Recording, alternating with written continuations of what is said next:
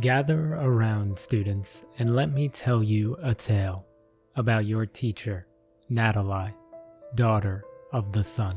Back in the time before the era of peace that Elmore knows now, young Natalai worked in her father's trinket shop. She had been practicing her martial arts then, but she was young and still learning, much like yourselves.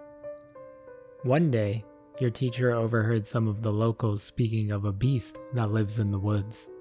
This monster was preventing the farmers from expanding and causing the townspeople much grief.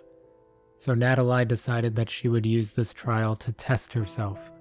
Knowing her father would disapprove of her actions, she gathered some supplies and journeyed out into the fields of Elmore during the day to assess the situation. After telling her father she wanted to take the day off because she wasn't feeling well, she traveled for miles. Not finding any sign of the beast, Natalai decided to take a break on one of the roads used to help guide farmers through the fields. She felt the rays of the midday sun as she wiped sweat from her brow and took a drink of water that she had brought with her. In the distance, she saw a traveler. This person was covered in ragged, torn clothing. He approached Natalai. "Are you lost?" he asked. "No," said Natalai. She spoke of the beast that brought her here, and the woes of the townspeople. "I know of this beast," said the traveler. "I even know where to find its lair."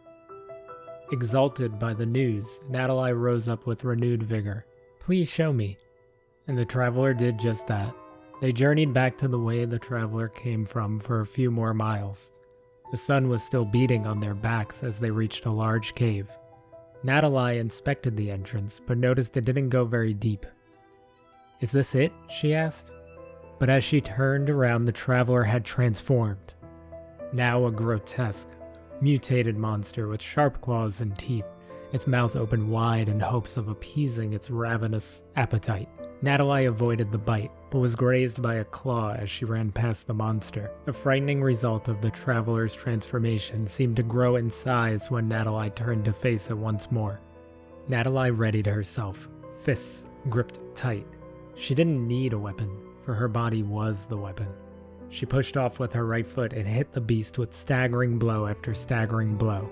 The monster roared as it retreated toward the cave, causing a separation between them once more. Natalai pursued, but it was another trap sprung by the monster as a second creature emerged from the cave. This one was lanky, with long, sharp claws that protruded from its numerous arms.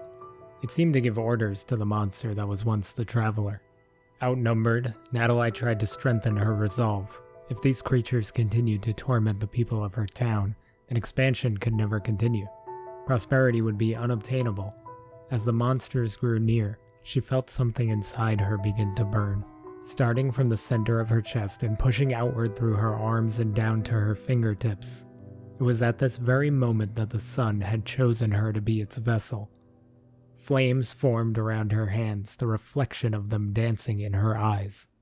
These monsters bore witness to the birth of a fire goddess. Each attack that followed was accompanied by blistering heat, charring the surface of the beast with each strike. In mere moments, the fire that had engulfed Natalai was no longer controlling her, but she was controlling it.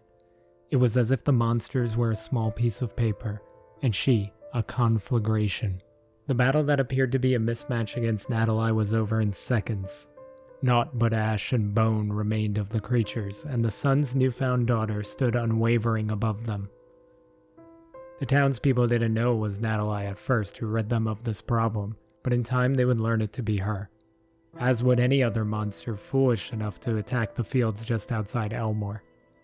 Soon the monsters heard the tales of her triumphs, and the fields became the peaceful ones you know today.